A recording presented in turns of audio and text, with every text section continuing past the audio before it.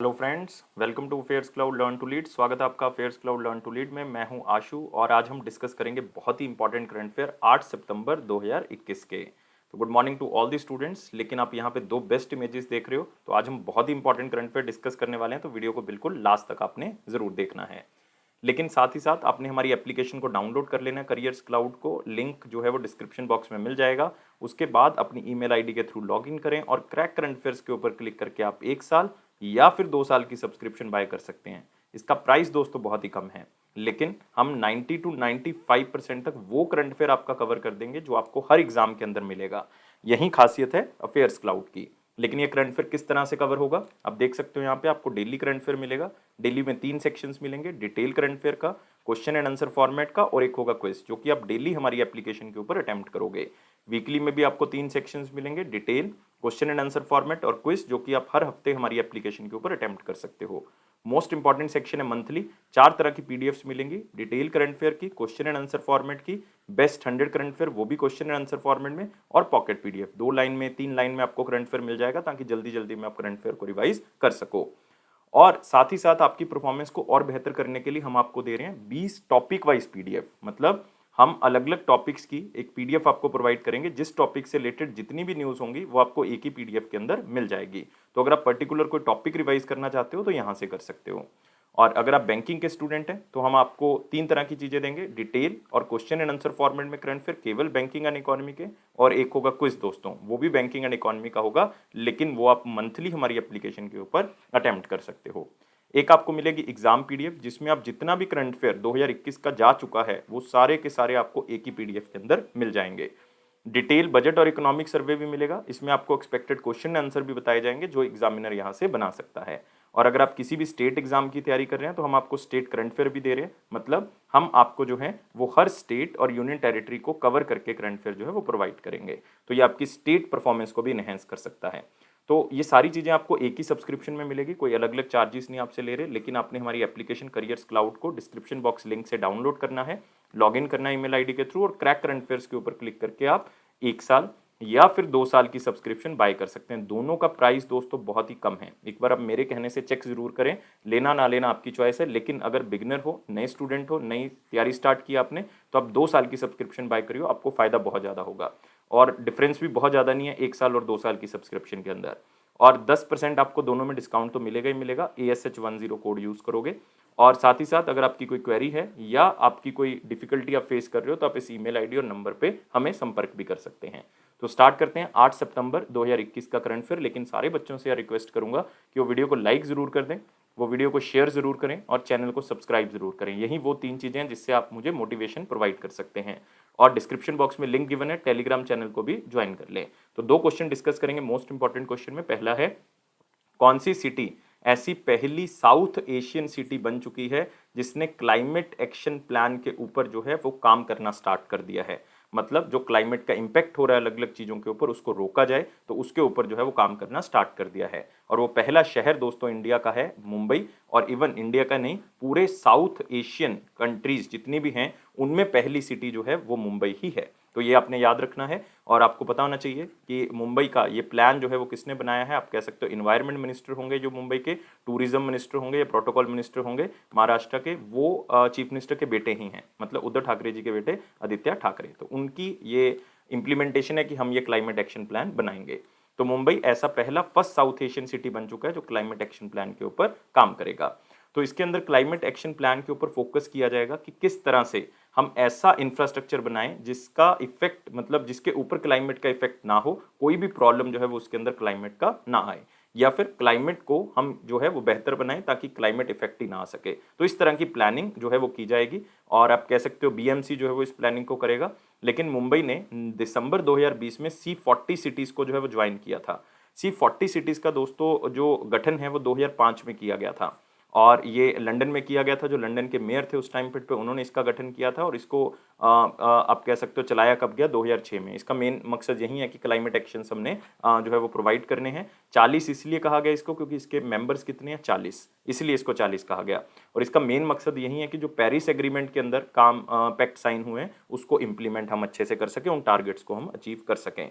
और ये इन्हीं चीज़ों को ध्यान में रख के C40 के प्रिंसिपल्स को ध्यान में रख के ये क्लाइमेट एक्शन प्लान जो है वो बनाया जाएगा।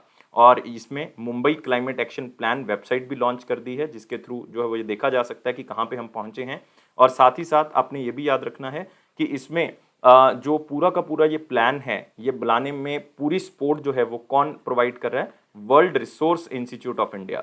World resource institute of India जो है वो पूरी हेल्प जो है वो इसमें प्रोवाइड कर रहा है। इसमें 6 अलग अलग चीज़ों के ऊपर फोकस किया जाएगा। जैसे मैं एक एग्जांपल लेता हूँ आपके सामने, जैसे अर्बन ग्रीनिंग की हमने अफॉरेस्टेशन करनी है, पेड़ लगाने हैं ज़्यादा से ज़्यादा। अर्बन फ्लडिंग, जो बाढ़ आ जाती है उसके ऊपर हमने फोकस करना है, फ्लडिंग के ऊपर उसको रोकना है हमने। वाटर रिसोर्स मैनेजमेंट, पानी को किस तरह से बचाया जा सकता है। बिल्डिंग एनर्जी एफिशिएंसी, कि जो अलग अलग जगह पे हम एनर्जी को एफिशिएंट तरीके से यूज़ कर सकें, न्यू एंड रिन्यूएबल एनर्जी का यूज़ कर सकें। एयर क्वालिटी, तो इन चीज़ों के ऊपर जो है वो मेन फोकस किया जाएगा। और इसको फोकस करने के लिए हम सैटेलाइट इमेजिंग का यूज़ करेंगे। ये मुंबई ने ऑलरेडी तैयार कर लिया है। और इसका पूरा ड्राफ्ट, जिसका पूरा प्लान जो है वो नवंबर 2021 में जो है वो सामने रखा जाएगा, क्योंकि United nation climate change conference भी है दोस्तों नवंबर 2021 में, जिसको हम COP26 भी कह रहे हैं। जिसका जो आप कह सकते हो कि जो पूरा का पूरा मीटिंग है ये कहाँ पे होनी है? यूनाइटेड किंगडम के अंदर होनी है। एग्जैक्ट जगह है ग्लासगो। तो ये याद रख सकते हो, स्कॉटलैंड के अंदर ये मीटिंग होगी ग्लासगो में। तो उससे पहले पहले आप कह सकते हो कि ये पूरा फ्रेमवर्क जो है वो तैयार हो जाएगा। तो ये याद रखना है आपने, मुंबई जो है वैसा पहला शहर है। अगला क्वेश्चन आते हैं, कौन से एयरपोर्ट ने कॉन्फेडरेशन ऑफ इंडिया इंडस्ट्री के 2 अवार्ड जीत लिए हैं? एक है नेशनल एनर्जी लीडर अवार्ड और दूसरा है excellent energy efficient unit award. तो मतलब दोनों ही अवार्ड एनर्जी से रिलेटेड है। एक में है कि अच्छे से एनर्जी को यूटिलाइज किया, एक में है कि एफिशिएंसी को एनर्जी की बढ़ाया। तो ये दोनों अवार्ड जो हैं वो जीते हैं इंदिरा गांधी इंटरनेशनल एयरपोर्ट, मतलब दिल्ली इंटरनेशनल एयरपोर्ट की तरफ से ये अवार्ड जीते गए हैं। दोनों अवार्ड याद रखने हैं आपने। और साथ ही साथ आपने याद रखना है कि ये कॉन्फेडरेशन ऑफ इंडिया इंडस्ट्री की तरफ से दिए जाते हैं। इस बार 22nd नेशनल अवार्ड था, जिसमें एक्सीलेंस इन एनर्जी मैनेजमेंट के लिए अवार्ड दिए गए हैं। और दोनों अवार्ड दिल्ली इंटरनेशनल एयरपोर्ट। और जो ये अवार्ड है दिल्ली इंटरनेशनल एयरपोर्ट की तरफ से जो जीता गया है पहला नेशनल एनर्जी लीडर अवार्ड, ये दूसरी बार जीता है इन्होंने। और एक्सीलेंट एनर्जी एफिशिएंट यूनिट चौथी बार जो है वो ये अवार्ड जीता गया है। और ये अवार्ड रिकॉग्नाइज करते हैं कि एनर्जी एफिशिएंसी इनिशिएटिव्स को बहुत ही अच्छे से अडॉप्ट किया गया है रोजमर्रा के काम के अंदर दिल्ली इंटरनेशनल एयरपोर्ट में। लेकिन जो बाकी दूसरे एयरपोर्ट देख रहे हो, इनकी भी लोकेशन आप देख सकते हो। राजीव गांधी इंटरनेशनल एयरपोर्ट हैदराबाद में है दोस्तों। छत्रपति शिवाजी, नाम से ही पता लग रहा है, मुंबई के अंदर है। कैंपेगौड़ा जो है वो कर्नाटका के अंदर है। ये याद रखने हैं, तीनों के तीनों भी इंपॉर्टेंट है। अगला आते हैं हम वेरी इंपॉर्टेंट क्वेश्चन सेक्शन के ऊपर। लेकिन वीडियो को लाइक करना है, शेयर करना है और चैनल को सब्सक्राइब जरूर कर दें। और साथ ही साथ एक बात का ध्यान रखना है कि टेलीग्राम ग्रुप को जरूर ज्वाइन कर ले, क्योंकि आपको ऑफिशियल नोटिफिकेशन वहीं से मिलता है। कौन सी स्टेट ने वतन प्रेम योजना जो है वो स्टार्ट की है, ताकि जो उस स्टेट के NRIs हैं, नॉन रेजिडेंट इंडियन है, प्रवासी भारतीय हैं उस स्टेट के, वो पैसा भेज सके, ताकि जिस गांव से वो बिलोंग करते हैं उसको डेवलप किया जा सके। और ये दोस्तों स्कीम को स्टार्ट किसने किया है? ये स्टार्ट किया है गुजरात ने। तो याद रखना है, गुजरात के चीफ मिनिस्टर विजय रूपानी, उन्होंने जो है वो बेसिकली स्कीम को इनकरेज किया और इसको स्टार्ट किया कि जो प्रवासी भारतीय हैं जो कि गुजरात से बिलोंग करते हैं, उनका बैकग्राउंड गुजराती है, वो अपने गांव में जो है वो कुछ पैसा भेजें, ताकि मेन प्रोजेक्ट्स के ऊपर काम किया जा सके। जैसे आप कह सकते हो हेल्थ सेंटर्स को बनाया जा सके, स्कूल्स को बनाया जा सके, लाइब्रेरीज को बनाया जा सके, ड्रेनेज सिस्टम को बेहतर किया जा सके, वाटर रिसाइकलिंग चीज़ें, तो बहुत सी चीज़ें हैं, तो इनको फंड किया जा सके। और इसमें जो खास बात है कि वो रेशो कितनी होगी, ऐसा नहीं कि सारा पैसा उन्होंने भेजना है, ये 60:40 में होगा। मतलब 60% जो पैसा है वो NRI अगर बेचते हैं, तो 40% पैसा जो है वो कौन भेजेगा? सरकार लगाएगी, मतलब गुजरात की गवर्नमेंट लगाएगी। और इसमें अगले कुछ टाइम पीरियड के अंदर 1000 करोड़ रुपए इन्वेस्ट करने की बात जो है वो कर रहे हैं गुजरात के चीफ मिनिस्टर विजय रूपानी जी। तो आप देख सकते हो 2022 तक, दिसंबर 2022 तक, मतलब ऑलमोस्ट एक साल के अंदर अंदर 1000 करोड़ रुपया लगाया जाएगा, जिसमें से 40% पैसा जो है वो स्टेट गवर्नमेंट की तरफ से और 60% पैसा जो है वो NRI की तरफ से दिया जाएगा। और 24/7 एक कॉल सेंटर भी बनाया गया गुजरात की तरफ से, ताकि कोई भी क्वेरी है, कोई इंफॉर्मेशन है, वो आप यहाँ से ले सकते हैं। और साथ ही साथ एक पहले भी इसी तरह की एक स्कीम गुजरात ने लॉन्च की थी, जिसका नाम था मदर ए वतन। तो उसका भी यही मकसद था कि जो NRIs हैं वो पैसा लगाएंगे, तो हम जो है वो उसमें पैसा डालेंगे। लेकिन उस टाइम पीरियड पे 50:50 में था। 50 जो है वो NRIs डालेंगे और 50 जो है वो कौन डालेगा? स्टेट गवर्नमेंट ऑफ गुजरात डालेगी। तो पहले ये था, लेकिन अब 60:40 कर दिया गया, स्टेट का कम कर दिया गया, NRIs का बढ़ा दिया गया है।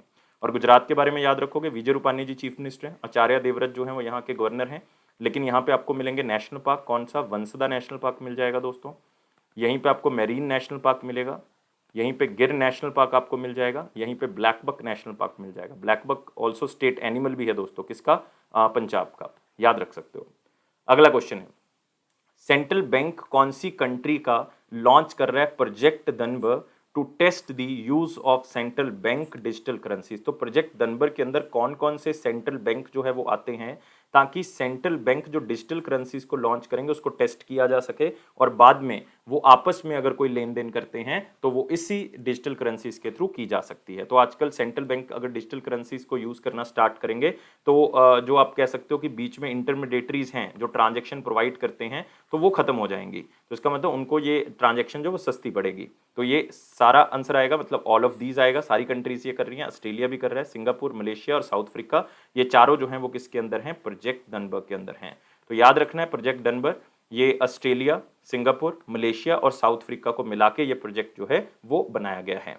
तो जो central bank digital currencies launch करेंगे ये चारों मिलके, ताकि आपस में जो है वो ट्रांजेक्शन्स की जा सके और बहुत ही सस्ती हो वो, और बहुत ही ईजिली और बहुत ही जल्दी टाइम में वो ट्रांजेक्शन्स कंप्लीट हो जाएं। क्योंकि क्रॉस बॉर्डर ट्रांजेक्शन्स करने के टाइम पीरियड पे आपको एक मीडियम की जरूरत पड़ेगी, और वो मीडियम जो है वो दूसरी कंपनी प्रोवाइड करती है, कोई थर्ड पार्टी प्रोवाइड करती है। मान लो ए बैंक से बी बैंक ने पैसा ट्रांसफर करने एक कंट्री से दूसरी, तो एक माध्यम बनेगा सी, जो कि क्या करेगा, वो ट्रांजेक्शन को प्रोवाइड करेगा, तो आपको उसको भी पैसा देना पड़ेगा। तो एलिमिनेट हो जाएगा ये पैसा, यहाँ पे इनको नहीं देना पड़ेगा, आप सीधा ही ट्रांजेक्शन कर सकते हो। डिजिटल करेंसी, डिजिटल ही नाम ऐसा है कि आप ऑनलाइन ही उस पैसे को बेच सकते हो, तो आपको तीसरे मीडियम की जरूरत जो है वो नहीं है। तो इसको लीड कौन कर रहा है? Singapore centre of bank of international settlement innovation hub, जो कि सिंगापुर के अंदर बना हो। सिंपली याद रखो सिंगापुर लीड कर रहा है, और क्रॉस बॉर्डर पेमेंट्स करनी जो है वो आसान हो जाएंगी इससे। और साथ ही साथ पहले जो है वो इसका टेस्टिंग फेज जो है वो किया जाएगा। टेस्टिंग फेज का जो रिजल्ट है वो आप कह सकते हो 2022 में जो है वो पब्लिश किया जाएगा।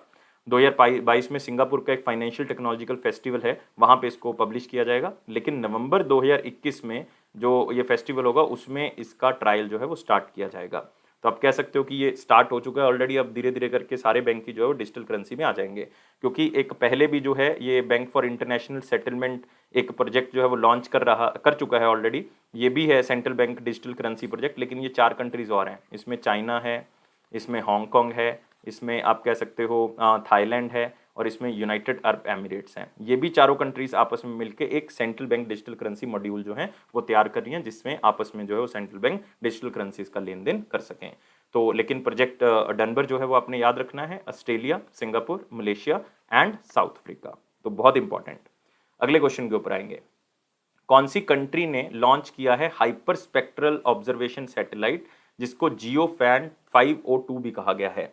तो सिर्फ इसमें कीवर्ड जो आपने याद रखना है वो जियोफैन याद रखना है, और ये एक हाइपर स्पेक्ट्रल ऑब्जर्वेशन सैटेलाइट है। इसका मीनिंग मैं आपको बताऊंगा, लेकिन ये किसने लॉन्च किया है? चाइना ने लॉन्च किया है, याद रखना है। और चाइना का एक बहुत ही फेमस रॉकेट है जिसको कहते हैं लॉन्ग मार्च 4, लॉन्ग मार्च 4 के थ्रू इसको जो है वो लॉन्च किया गया है।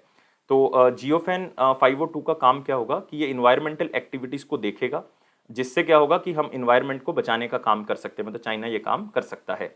तो चाइना की तरफ से इसको लॉन्च किया गया है, और ये Shanghai aerospace technological research institute of China की तरफ से बनाया गया है। और ये चाइना के एटमॉस्फेयर, पानी, हवा और लैंड के ऊपर क्या करेगा? काम करेगा, मतलब उसकी निगाह रखेगा ऊपर से। मतलब पानी किस तरह से चेंज हो रहा है, उसके ऊपर क्या इफेक्ट्स हो रहे हैं, इकोलॉजी के ऊपर क्या इफेक्ट हो रहा है। लेकिन ये हाइपर स्पेक्ट्रल जो इमेजिंग है वो होता क्या है? हाइपर स्पेक्ट्रल इमेजिंग का मतलब है कि ऊपर से स्कैन करना इमेजेस को इलेक्ट्रोमैग्नेटिक स्पेक्ट्रम के थ्रू, इलेक्ट्रोमैग्नेटिक स्पेक्ट्रम के थ्रू। तो इसमें क्या होगा कि मतलब हम अपनी ह्यूमन आई से उसको देख सकें, तो उसके लिए अलग अलग कलर कोडिंग की जाती है। लाइक अगर कहीं पे एनर्जी रिलीज हो रही है तो उसकी कलर कोडिंग अलग होगी, कहीं पे लाइट आ रही है जा रही है तो उसकी कलर कोडिंग अलग होगी। तो जो लाइट को ऑब्जॉर्व करता है, रिफ्लेक्ट करता है, सबके इमेजिंग जो है वो अलग अलग दिखेगी, जिसको कहते हैं हाइपर स्पेक्ट्रल इमेजिंग। तो उसके थ्रू ये जाना जाएगा कि किस तरह के चेंजेस इन्वायरमेंट में आ रहे हैं और उसको किस तरह से देखा जा सकता है। तो ये है दोस्तों चाइना। और आपको पता है कि 6G टेक्नोलॉजी के ऊपर टेस्टिंग करने वाला भी पहला कंट्री कौन सा है? चाइना। तो ये भी याद रखोगे। तो अगला क्वेश्चन आते हैं दोस्तों, which state plan to establish India's first ever dugong conservation reserve. तो आपको एक ड्यूगोंग जो है वो मैमल के बारे में पता होना चाहिए। इसको आप कह सकते हो पानी गाय भी कहा जाता है, मतलब सी काऊ भी कहा जाता है, समुद्री गाय भी कहा जाता है इसको। तो ये भी आप याद रखोगे। और दोस्तों ये किसने लॉन्च करने के बारे में कहा है? तमिलनाडु ने, कि एक ऐसा कंजर्वेशन रिजर्व हम बनाएंगे, क्योंकि इनकी एक जगह है जिसको कहते हैं पाक बे। जो कि आप कह सकते हो सदर्न एरिया है तमिलनाडु का, साउथ में, तो दक्षिण में आपको ये मिलेगा। वहाँ पे इस एरिया के अंदर ये आपको डुगोंग या समुद्री गाय जो है वो मिलती है। तो इसको बचाने के लिए ये काम जो है वो किया जा रहा है, एक कंजर्वेशन रिजर्व बनाया जा रहा है, और इस तरह से ये डुगोंग मतलब आपको समुद्री गाय जो है वो दिखेगी, और इसका कंजर्वेशन रिजर्व तमिलनाडु बनाएगा। और ये बहुत ही थ्रेटेंड है, क्योंकि थ्रेटेंड इसलिए है क्योंकि जिसके ऊपर ये डिपेंडेंट है, लाइक ये सरफेस वीड्स जो घास फूस खाती है पानी के नीचे, सी ग्रास खाती है, या जो भी ये घास खाती है वो खत्म हो रही है, जिसके कारण हमें इनको बचाने की ज़रूरत है। और ये कंजर्वेशन रिजर्व ऑलमोस्ट 500 किलोमीटर के एरिया में बनाया जाएगा, और ये समुद्री गाय को जो है वो बचा के रखेगा और उसके हैबिटेट को भी बचा के रखेगा, जैसे आप कह सकते हो ग्रास और वीड जो है उसको बचा के रखा जाएगा। और ये एक हार्वीवोरस मैरीन मैमल है, मतलब आप कह सकते हो कि हार्वीवोरस है, तो इसका मतलब क्या है कि सिर्फ वो शाकाहारी है, तो याद रखना है वो क्या है, शाकाहारी है। और एक्सटिंक्शन खत्म होने की कगार पे है, क्योंकि पानी में पोल्यूशन बढ़ रहा है, इनकी जो रहने की जगह है वो खत्म होती जा रही है, और जो खाने की इनकी व्यवस्था है, जो समुद्री ग्रास है हमारे पास, घास है, वो भी खत्म होती जा रही है। तो इसलिए डुगोंग को इंडेंजर्ड स्पीशीज में रखा गया है IUCN की लिस्ट में भी। आप कह सकते हो IUCN का मतलब international union for conservation nature, जो उन्होंने रेड लिस्ट बनाई थी उसके अंदर ये आती है। और इंडिया के अंदर अगर आप देखोगे, स्पेशली इसी एरिया के अंदर जहाँ पे डुगोंग रहते हैं, तो 200 के आसपास है हमारे यहाँ पे। और डुगोंग मिलते कहाँ पे, मतलब ये समुद्री गाय आपको मिलेगी कहाँ पे, ये आपको 4 एरियाज में मिलती हैं। कौन कौन से 4 एरिया में आपको मिलेगी, ये पाक बे जहाँ पे ये बनाया जा रहा है कंजर्वेशन रिजर्व, एक तो वहाँ पे तो मिल ही जाएगी। एक तमिलनाडु में और जगह है, gulf of Mannar, gulf of Mannar जो इंडिया और श्रीलंका के बीच में आती है। तो एक तो तमिलनाडु में ये 2 जगह पे आपको मिलेगी, एक अंडमान निकोबार में आपको ये समुद्री गाय मिल जाएगी, और एक गुजरात में भी रन ऑफ कच्छ वाला जो एरिया है हमारा, वहां पे भी मिल जाएगी। तो ये 4 जगह पे आपको मिलती हैं, तो ये भी आपने याद रखना है। और तमिलनाडु के बारे में चीफ मिनिस्टर जो है वो स्टेलिन है, गवर्नर जो है बनवारी लाल पुरोहित हैं। और याद रखना है इनको रिसेंटली एडिशनल चार्ज दिया गया पंजाब के गवर्नर का और चंडीगढ़ के एडमिनिस्ट्रेटर का। एडिशनल चार्ज है, मतलब परमानेंट नहीं है। और यहाँ पे आपको मिल जाएगा Mudumalai tiger reserve, Anamalai tiger reserve मिल जाएगा आपको, यहीं पे आपको गाउंडी नेशनल पार्क मिल जाएगा, यहीं पे gulf of Mannar national park भी मिल जाएगा। अगला क्वेश्चन आते हैं, कौन से किसने पार्टनरशिप की है एक पेमेंट सोल्यूशन कंपनी के साथ जिसका नाम है इनोवेटी, ताकि आप जो है वो अपने कार्ड में कुछ पैसे स्टोर कर सको, ताकि ऑफलाइन पेमेंट कर सको। तो यार ये बहुत ही मतलब अच्छा सिस्टम स्टार्ट किया गया, और ये पहली बार हो रहा है कि आप कार्ड में कुछ पैसे स्टोर कर लो अपने, और उस स्टोर हो किए हुए पैसे को आप ऑफलाइन ट्रांजेक्शन्स में यूज़ कर सकते हो। मतलब जरूरी नहीं कि आपके पास नेट होना ही चाहिए, तो वहाँ पे आप उसको यूज़ कर सकते हो। और RBI ने रिसेंटली गाइडलाइंस दी है कि ऑफलाइन पेमेंट्स को ज़्यादा से ज़्यादा बढ़ाया जाए, ताकि जो रूरल एरिया है वहाँ पे ट्रांजेक्शन्स ऑनलाइन होनी स्टार्ट हो, मतलब आप कह सकते हो कार्ड की मदद से स्टार्ट हो, डिजिटल ट्रांजेक्शन्स होनी स्टार्ट हो। तो इसलिए ऑफलाइन पेमेंट्स का ट्रेंड जो है वो बढ़ेगा, और ये स्टार्ट किसने किया, वीज़ा ने। दोस्तों याद रखना है, बैंकिंग के लिए बहुत इंपॉर्टेंट क्वेश्चन है, और वीज़ा ने इनोवेटी के साथ मिलकर ये किया है। डिजिटल कार्ड, एक डेबिट कार्ड प्रोवाइड करेंगे जो कि ऑफलाइन पेमेंट्स करेगा। होगा क्या इसके अंदर कि आप उस कार्ड के अंदर 2,000 रुपये अलग से स्टोर कर सकते हो। वो आपको पूछेगा कि आप ऑफलाइन पेमेंट के लिए, तो आप मैक्सिमम टू मैक्सिमम 2,000 रुपये उसमें स्टोर कर सकते हो। और इसमें कोई भी कनेक्टिविटी की जरूरत नहीं है, आप ये 2,000 रुपये जो है वो विदाउट कनेक्टिविटी, इसलिए इसको ऑफलाइन पेमेंट कहा गया है। तो इसमें एक चिप लगी हुई है, उस चिप की मदद से जो है जो भी 2,000 रुपये आपके पास स्टोर हैं वो एक दिन में आप यूज़ कर सकते हो, मैक्सिमम टू मैक्सिमम 2,000 रुपये यूज़ कर सकते हो। और एक ट्रांजेक्शन में 200 रुपये यूज़ कर सकते हो, मतलब मैक्सिमम टू मैक्सिमम 10 ट्रांजेक्शन कर सकते हो 200-200 रुपये की, जिसमें आप 2,000 रुपया यूज़ कर सकते हो। तो ये रूरल एरियाज़ के लिए बहुत ही फायदेमंद रहेगा, जहाँ की इंटरनेट कनेक्टिविटी नहीं है या बहुत ही कम है, तो वहाँ पे आप ये ऑफलाइन पेमेंट्स कर सकते हो। और साथ ही ये ट्रांजेक्शन्स जो होंगी वो भी ज़्यादा होंगी, और इससे पेमेंट जो है वो कैश से डिजिटल में कन्वर्ट होंगी, मतलब आप डिजिटल पेमेंट करना स्टार्ट कर दोगे। और जो स्टोर वैल्यू है प्रीपेड कार्ड के अंदर, वो आप कह सकते हो नेटवर्क क्लाउड के थ्रू जो है वो की जाएगी, उसमें आपको इंटरनेट कनेक्टिविटी की ज़रूरत नहीं पड़ेगी। और RBI इसके ऊपर बहुत फोकस कर रहा है, क्योंकि कैश से डिजिटल जाने में ये बहुत ही ज़्यादा फायदेमंद होगा, क्योंकि मैक्सिमम कम्युनिटी जो है वो इंडिया में वो रूरल एरिया से बिलोंग करती है। अगले क्वेश्चन के ऊपर आते हैं, what was the theme of the international day of the clean air for blue skies 2021। मतलब इन्वायरमेंट को साफ रखना है यार, सिंपल है, नाम से पता लग रहा है कि ये लोगों में अवेयरनेस क्रिएट करता है कि हमें साफ हवा, और आप कह सकते हो एयर पोल्यूशन को कम करना है, साफ हवा को बढ़ाना है, और इन्वायरमेंटल थ्रेट्स जो ह्यूमन हेल्थ के ऊपर हो रहे हैं, जो आप कह सकते हो पूरा का पूरा इन्वायरमेंट का इफेक्ट हो रहा है हमारी हेल्थ के ऊपर, उसको कम करना है। तो ये हर साल 7 सितंबर को मनाया जाता है। और इस साल का जो थीम है वो क्या है, हेल्दी एयर हेल्दी प्लैनेट। मतलब हम अच्छा अगर एयर रखेंगे, हवा रखेंगे, तो हमारा प्लैनेट जो है वो भी क्या होगा, हेल्दी होगा। और ये दिन जो है वो दोस्तों बहुत पहले नहीं स्टार्ट किया गया, ये लास्ट ईयर स्टार्ट किया गया 2020 में, ये फर्स्ट टाइम सेलिब्रेट किया गया था, मतलब इस बार हम सेकेंड टाइम मना रहे हैं। और जब पहली बार मनाया गया था तब थीम इसका क्या था, तब था clean air for all, clean air for all, ये इसका क्या था, थीम था। तो ये याद रख सकते हैं कि पहली बार जो है वो 2020 में मनाया गया था, दूसरी बार मनाया जा रहा है 7 सितंबर को मनाया जाता है, और इसका मेन मकसद है कि हवा को हमने साफ रखना है। तो यहाँ पे भी आप देख सकते हो international day for clean air for blue skies, और इसका थीम क्या है, हेल्दी एयर हेल्दी प्लैनेट, और 7 सितंबर को मनाया जाता है।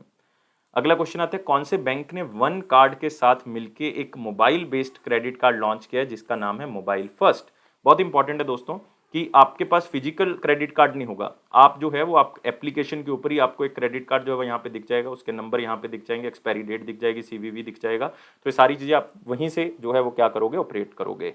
और ये कौन से बैंक के साथ मिलके हुआ है, एसबीएम बैंक, मतलब स्टेट बैंक ऑफ मॉरिशस के साथ मिलके हुआ है, कि वन कार्ड की एप्लीकेशन के ऊपर आप जाओगे, वहाँ से आपने इस क्रेडिट कार्ड को अपनी एलिजिबिलिटी के थ्रू जो है वो ले लेना है। उसके बाद इस क्रेडिट कार्ड को आप अपने जो है वो मोबाइल एप्लीकेशन से ही यूज़ करोगे, फिजिकल तौर पे नहीं आपको मिलेगा। और ये एसबीएम बैंक के साथ मिलके किया जा रहा है।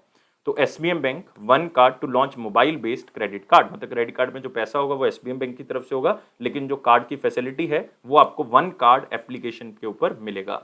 और वन कार्ड की जो एप्लीकेशन है उसका नाम बेसिकली क्या है, one score. One score application पे ऊपर जाओ, ये क्रेडिट कार्ड अवेल कर सकते हो जो कि एसबीएम बैंक की तरफ से दिया जाएगा। और एप्लीकेशन यूज़ करके आप इजीली अप्लाई कर सकते हो इस कार्ड को, और इसमें जो है वो आप अपनी एलिजिबिलिटी के अकॉर्डिंग जो है वो डॉक्यूमेंटेशन के थ्रू इसको ले सकते हैं। और ये वन स्कोर एप्लीकेशन जो है वो वन कार्ड की तरफ से लॉन्च की गई थी 2019 में, ताकि ये क्रेडिट हेल्थ और जो भी आप पैसा जो है वो इन्वेस्ट करते हो उसकी आप देख सको कि कितना पैसा कहाँ पे इन्वेस्ट करना है। और वन कार्ड जो है वो दोस्तों एक पूना महाराष्ट्र बेस्ड ऑर्गेनाइजेशन है, और इसके जो सीईओ हैं वो हैं अनुराग सिन्हा, अनुराग सिन्हा। और एसबीएम बैंक आपके लिए बहुत इंपॉर्टेंट हो जाता है। एसबीएम बैंक क्योंकि ऐसा पहला फॉरेन बैंक है, ऐसा पहला फॉरेन बैंक है क्योंकि ये स्टेट बैंक ऑफ मॉरिशस है, to receive a banking license from the Reserve Bank of India, जिनको रिजर्व बैंक ऑफ इंडिया की तरफ से एक लाइसेंस मिला कि वो यूनिवर्सल बैंकिंग बिजनेस जो है वो इंडिया के अंदर कर सकते हैं, और एक फुली ओन्ड सब्सिडरी के थ्रू कर सकते हैं जो कि स्टेट बैंक ऑफ मॉरिशस की ही होगी। और 1994 में इसको बनाया गया था, और इसके एमडी और सीईओ सिद्धार्थ रथ हैं, और हेडक्वार्टर इसका मुंबई महाराष्ट्र है। याद रखनी है सारी चीज़ें। अगले क्वेश्चन के ऊपर आते हैं, कौन सा एडिशन एक एक्सरसाइज का हुआ है, मैरीटाइम वॉरफेयर एक्सरसाइज अस इंडेक्स 2021। तो नाम से पता लग रहा है दोस्तों कौन सी दो कंट्री के बीच में, जनरली कंफ्यूजन हो सकता है कि ऑस्ट्रिया इंडिया के बीच में या ऑस्ट्रेलिया इंडिया के बीच में है। तो याद रखना ऑस्ट्रिया इंडिया के बीच में ऐसा सच कोई एक्सरसाइज नहीं होती जो दोनों कंट्रीज के बीच में एक साथ होती हो, लेकिन ऑस्ट्रेलिया और इंडिया के बीच में ये एक्सरसाइज हुई है। और सबसे पहली बार ये एक्सरसाइज 2015 में हुई थी। तो बाईइनियल है, मतलब 2 साल में एक बार होती है। तो फिर 2017 में हुई, फिर 2019 में हुई, अब 2021 में हुई। तो आपको यहाँ से पता लग रहा है कि कौन सा एडिशन हो गया दोस्तों, फोर्थ एडिशन हो गया। तो बी क्या होगा, इसका आंसर होगा। तो याद रखना है बी आंसर होगा। इंडिया और ऑस्ट्रेलिया के बीच में कहाँ पे हुई है दोस्तों, ये ऑस्ट्रेलिया में हुई है। कहाँ वाली साइड पे हुई है, ऑस्ट्रेलिया के एरिया में हुई है।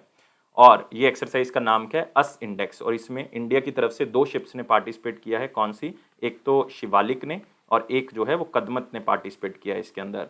और दोनों शिप्स ने जो है वो अलग अलग तरह की एक्सरसाइजेज परफॉर्म की है, और आप कह सकते हो इसमें सबमरीन्स, हेलीकॉप्टर्स, पेट्रोल एयरक्राफ्ट की अलग अलग तरह की एक्सरसाइज की गई है। और ये एक्सरसाइज एक हिस्सा है 2020 का कॉम्प्रिहेंसिव स्ट्रेटेजिक पार्टनरशिप, एक एग्रीमेंट साइन हुआ था इंडिया और ऑस्ट्रेलिया के बीच में, जिसमें पीस और सिक्योरिटी के बारे में चर्चा की गई थी इंडियन ओशन रीजन के अंदर। तो उसी को ये फुलफिल भी करता है। और साथ ही साथ आपको पता होना चाहिए कि नवंबर 2021 में हम 2+2 डायलॉग भी कर रहे हैं ऑस्ट्रेलिया के साथ। हम ऑलरेडी जो मेजर कंट्री है यूएसए उसके साथ ये कर रहे हैं, रशिया के साथ भी हम 2+2 डायलॉग कर रहे हैं, अब ऑस्ट्रेलिया के साथ भी ये 2+2 डायलॉग कर रहे हैं। मतलब डिफेंस मिनिस्टर्स और फॉरेन मिनिस्टर्स का डायलॉग, उसको कहते हैं 2+2 डायलॉग। और बाकी सारी चीज़ें मैं आपको बता चुका हूँ। और ऑस्ट्रेलिया के बारे में खास तौर से आप एक बात याद रखोगे कि ऑस्ट्रेलिया का, जैसे मान लो ये ऑस्ट्रेलिया है, तो यहाँ पे आपको मिलेगा वर्ल्ड का लार्जेस्ट कोरल रीफ। क्या मिलेगा, कोरल रीफ। मतलब ईस्टर्न साइड पे आपको वर्ल्ड का लार्जेस्ट कोरल रीफ मिलेगा, जिसको हम कहते हैं ग्रेट बैरियर रीफ। याद रखना है, ग्रेट बैरियर रीफ यहाँ पे है। और प्राइम मिनिस्टर ऑस्ट्रेलिया के स्कॉट मॉरिसन है, कैपिटल जो है वो कैनबरा है।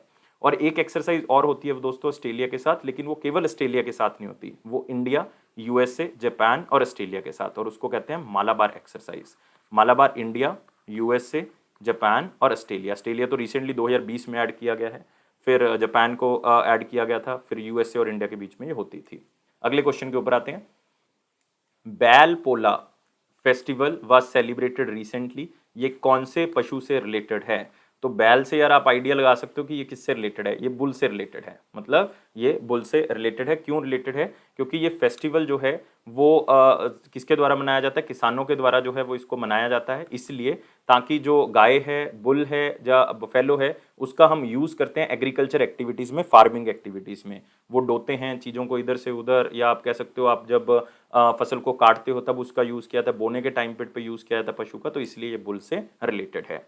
और ये कब मनाया जाता है? ये पोला अमावस्या को मनाया जाता है, पोला अमावस्या को।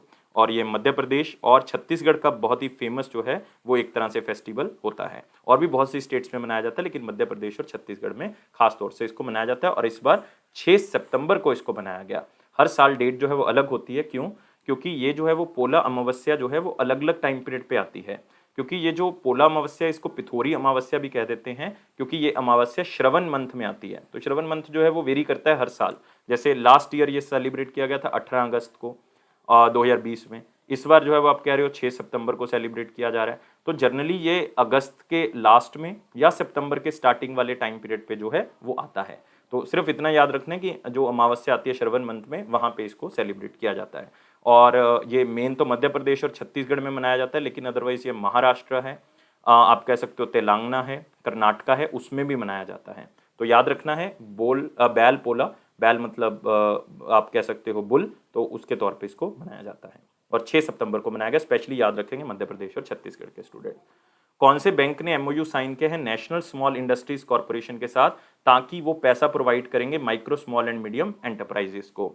देखो यार, बहुत सी ऐसी ऑर्गेनाइजेशंस हैं जो एमएसएमई को पैसा प्रोवाइड कर रही हैं, लेकिन यहाँ पे ये एग्रीमेंट साइन किया गया नेशनल स्मॉल इंडस्ट्रीज कॉर्पोरेशन के साथ, और ये साइन किया है एचडीएफसी ने। तो आंसर क्या होगा? डी होगा। इसमें होगा क्या कि जो भी एमएसएमईज होंगी, माइक्रो स्मॉल और मीडियम इंडस्ट्रीज होंगी, उसको रिकमेंड कौन करेगा? ये नेशनल स्मॉल इंडस्ट्रीज कॉर्पोरेशन। किसको? एचडीएफसी को। और एचडीएफसी बाद में क्या करेगा? उसको अप्रूव करेगा। मतलब पैसा एचडीएफसी देगा, रिकमेंडेशन एमएसएमई की किसको लोन देना है, किसको नहीं देना, वो national small industries corporation HDFC को बताएगा। ये इस तरह का एग्रीमेंट है। और इसमें क्या होगा कि अलग अलग तरह की स्कीम्स जो स्पेशली एमएसएमई के लिए, वो एचडीएफसी बैंक जो है वो प्रोवाइड करेगा। और साथ में जो एचडीएफसी बैंक के कुछ रूल्स एंड रेगुलेशंस उन्होंने बनाए हुए हैं, उसके अकॉर्डिंग लोन एप्लीकेशंस को सिलेक्ट किया जाएगा। लेकिन वही लोन एप्लीकेशन जो कि किसके द्वारा भेजी गई हैं? इस ऑर्गेनाइजेशन के द्वारा भेजी गई हैं, जिसका नाम है नेशनल स्मॉल इंडस्ट्रीज कॉर्पोरेशन। और एचडीएफसी बैंक एमएसएमई प्रोजेक्ट्स की अपनी जितनी भी फैसिलिटीज है वो सारी प्रोवाइड करेगा। और इससे क्या होगा? एमएसएमई सेक्टर जो है वो आगे इंप्रूव कर सकता है, क्योंकि कोविड के कारण आप कह सकते हो सबसे ज़्यादा स्ट्रेस में यही माइक्रो स्मॉल और मीडियम एंटरप्राइजेज हैं। और एचडीएफसी बैंक बहुत इंपॉर्टेंट है, सारे बच्चों को पता ही होगा। 1994 में लार्जेस्ट प्राइवेट सेक्टर बैंक है। हेडक्वार्टर इसका मुंबई है। एमडी और सीईओ शशिधर जगदीशन है। टैगलाइन है वी अंडरस्टैंड योर वर्ल्ड। अगले क्वेश्चन के ऊपर आते हैं। प्राइम मिनिस्टर नरेंद्र मोदी जी ने अलग अलग इनिशिएटिव लॉन्च किए हैं शिक्षक पर्व के अवसर पर 2021 में।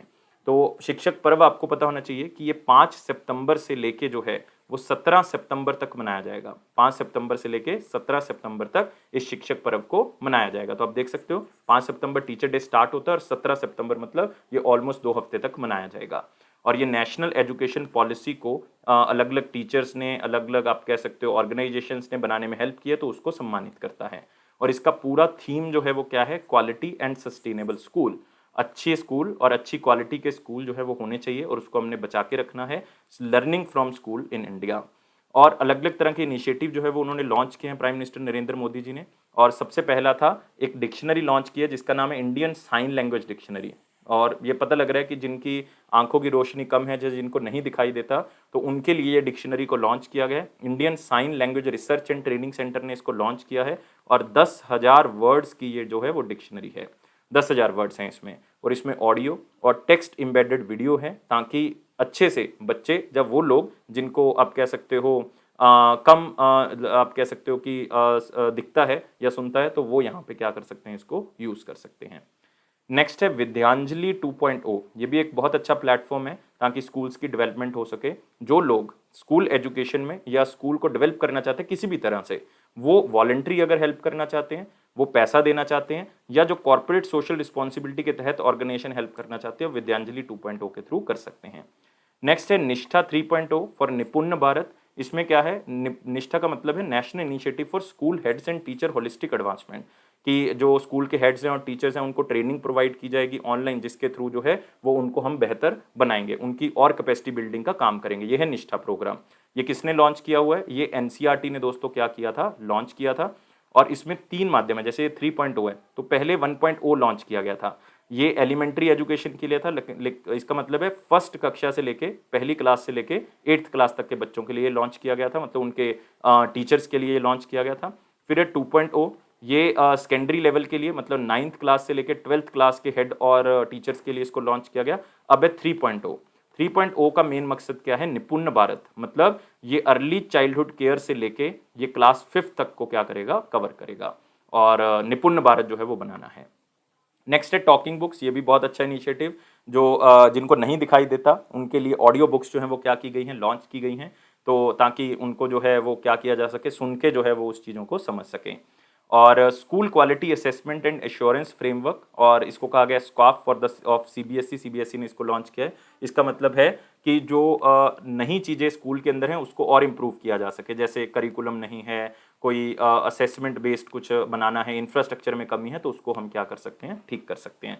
तो ये स्कूल्स की असेसमेंट है कि उसको ठीक कैसे करना है या किस तरह की प्रॉब्लम उसमें चल रही हैं।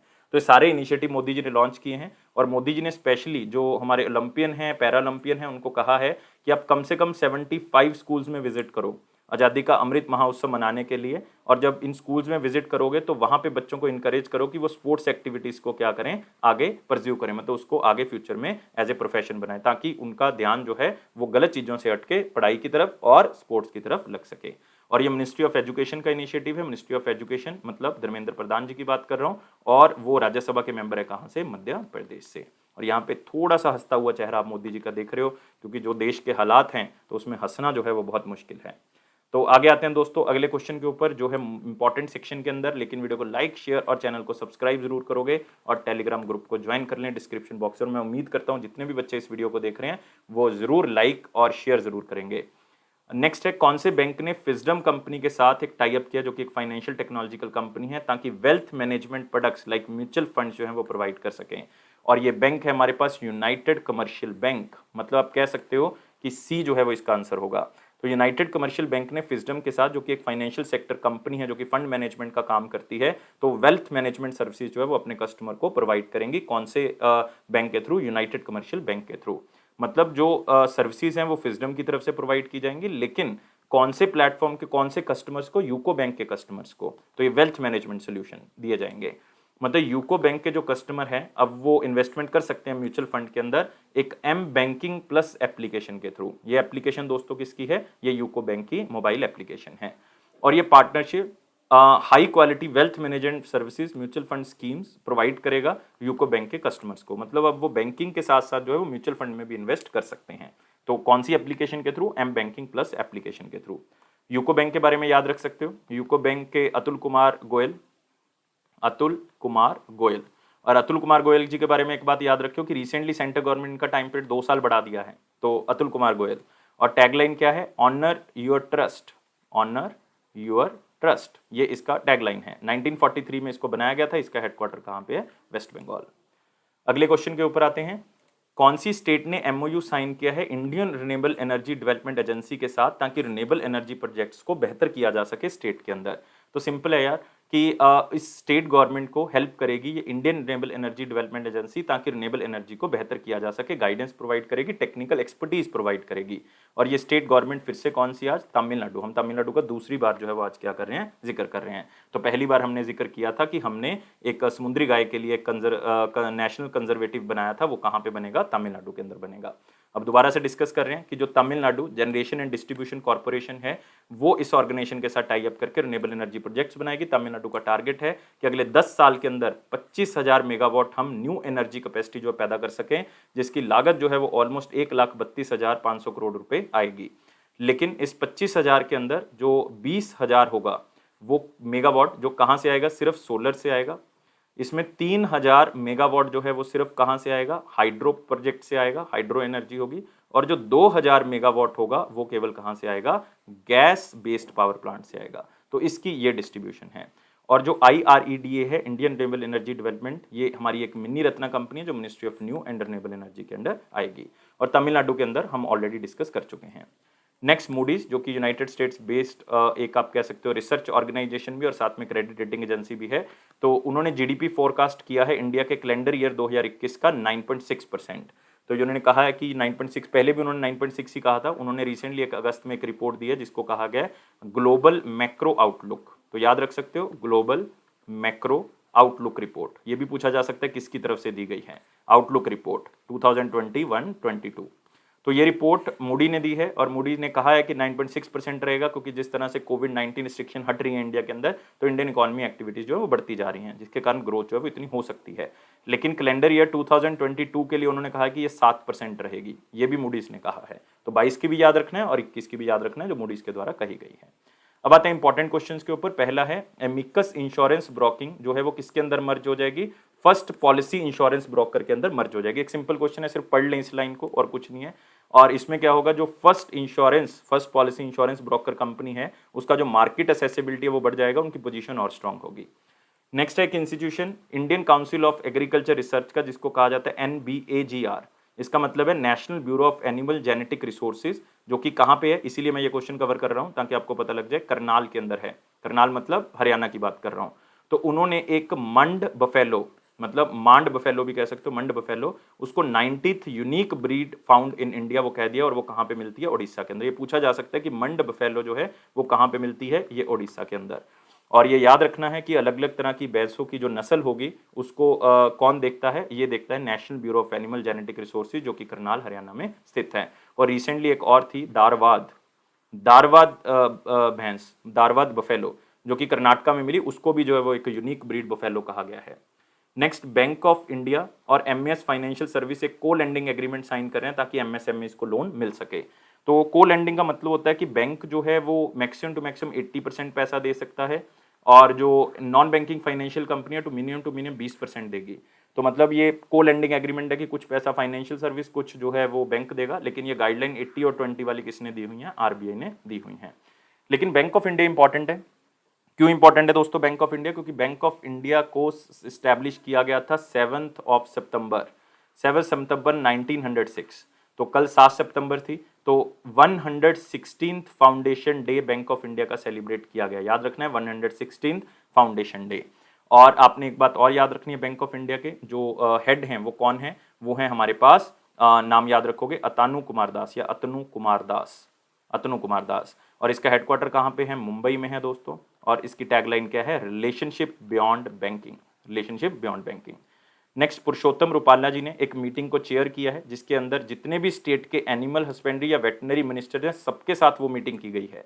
और ये मीटिंग 5 साल बाद हुई है दोस्तों, देखो कितना गैप हो गया था इस मीटिंग के अंदर, तो 5 साल बाद ये मीटिंग हुई है। और इसके अंदर एक नेशनल लाइवलीहुड मिशन से रिलेटेड पोर्टल भी रिलीज किया गया है ताकि कोई भी दिक्कत जो है वो किसी भी तरह के डिपार्टमेंट को ना आ सके। और जो एनिमल हस्बेंड्री, डेयरी और फिशरी के मिनिस्टर हैं वो पुरुषोत्तम रूपाला जी हैं, राज्यसभा के मेंबर हैं कहाँ से, गुजरात से। अगले क्वेश्चन के ऊपर आते हैं, international day of clean air for the blue skies हम ऑलरेडी डिस्कस कर चुके हैं। उससे अगला है, ओडिशा ने ई रिसीट 2.0 लॉन्च किया है ताकि लोग जो हैं वो टैक्सीज और जो भी उनके पैसे बचे हुए हैं उसको अगर उन्होंने बेचने हैं तो वो बेच सकते हैं नए माध्यम से, जैसे कि वो कार्ड का यूज़ कर सकते हैं, UPI का कर सकते हैं, QR कोड यूज़ कर सकते हैं, वॉलेट से जो पैसा पड़ा हो वहाँ पे यूज़ कर सकते हैं। तो इसके थ्रू भी अब पेमेंट हो सकती है आपके टैक्सीज की, या आपका जो पेंडिंग कोई बिल पड़ा हुआ है उसकी पेमेंट आप कर सकते हो। इसके लिए ओडिशा ने इंडियन बैंक के साथ टाई अप किया है और साथ ही साथ एक्सिस बैंक के साथ भी टाई अप किया है, तो यहाँ पे वो पेमेंट हो सकती है। और ओडिशा के जो गवर्नर हैं वो गणेशी लाल, और चीफ मिनिस्टर जो है वो नवीन पटनायक हैं। और ओडिशा में सिमलीपाल बायोस्फीयर रिजर्व आपको मिल जाएगा, सिमलीपाल नेशनल पार्क, और साथ ही साथ आपको मिल जाएगा भितरकनिका नेशनल पार्क। अगला आते हैं दोस्तों क्वेश्चन ऑफ द डे, 7 सितंबर 2021 का क्वेश्चन क्या कहता है, कहता था कि रिजर्व बैंक ऑफ इंडिया का सिंबल क्या है। तो ये आपने बताना था, बहुत ही सिंपल क्वेश्चन था, लेकिन आपको ये भी पता होना चाहिए ये सिंबल हमने कहाँ से लिया है।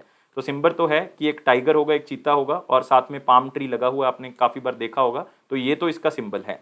लेकिन ये सिंबल कहाँ से लिया, क्योंकि एक ना गोल्ड मोहर आती थी, गोल्ड मोहर होती थी, किसकी थी वो गोल्ड मोहर, राजा था ब्रिटेन का विलियम IV, तो उसकी गोल्ड मोहर होती थी। आगे तो उसकी फोटो लगी होती थी राजा की, लेकिन उसके पीछे जो है वो एक लाइन होता था, एक शेर था, जिसके आगे क्या लगा होता था, पाम ट्री। तो हमने सोचा कि जब आरबीआई बनाया गया 1934 के एक्ट के थ्रू 35 में, तो हम इसी को क्या ले लेते हैं, आरबीआई का एक चिन्ह बना लेते हैं। तो लास्ट मिनट आप कह सकते हो कुछ 2-3 दिन पहले जो है वो इस लाइन को हटा के बस क्या कर दिया गया, टाइगर कर दिया गया। अदरवाइज हमने वही सिंबल को क्या कर लिया, अडॉप्ट कर लिया। तो ये कहां से लिया गया ये भी आपको पता होना चाहिए। तो आंसर सी होगा। तो क्वेश्चन ऑफ द डे के ऊपर आते हैं। क्वेश्चन ऑफ द डे क्या कहता है कि इनकम टैक्स की जो प्रोसीड्स है, मतलब इनकम टैक्स जब आता है तो वो मतलब कैसे आता है, कहां पे जाता है, कौन लगाता है। तो ये सारी चीजें आपने मुझे कमेंट बॉक्स के अंदर आंसर में बतानी है। मैं वेट कर रहा हूं आपके आंसर का। लेकिन यार वीडियो को लाइक जरूर करना है, वीडियो को शेयर जरूर करना है, मैक्सिमम टू मैक्सिमम सब्सक्राइब जरूर करना है, क्योंकि ये वो 3 चीजें हैं जो आप मुझे मोटिवेशन के थ्रू प्रोवाइड करोगे। और साथ ही साथ जो है वो बेल बटन को प्रेस कर दें, टेलीग्राम चैनल को ज्वाइन कर लें, क्योंकि ये ऑफिशियल आपको नोटिफिकेशन यहीं से मिलेगी। और अफेयर्स क्लाउड का ये प्रॉमिस है कि आपके कॉन्फिडेंस को जरूर बूस्ट करेगा। इसी तरह से आगे बढ़ते रहो। और दोस्तों क्रैक करंट अफेयर्स के ऊपर क्लिक करके आप 1 साल या 2 साल की सब्सक्रिप्शन बाय कर सकते हैं। 10% आपको डिस्काउंट मिल जाएगा अगर आप इस कोड का यूज करोगे, ASH10 का। और साथ ही साथ आपने हमेशा खुश रहना है। मैं हमेशा कहता हूं कि इसी तरह से स्माइल करते रहें, क्योंकि इसका इफेक्ट आप ही के ऊपर नहीं, आपकी पूरी फैमिली के ऊपर होगा। आप खुश रहोगे, सामने वाला खुश होगा, पॉजिटिव एनर्जी जनरेट होगी, जिससे क्या होगा, आप लाइफ को बहुत ही अच्छे से एंजॉय कर सकते हो और आपका एग्जाम तो क्लियर हो ही जाएगा। और लाइफ को बहुत ज़्यादा सीरियस लेके काम नहीं करेंगे। Thank you guys, take care and bye bye.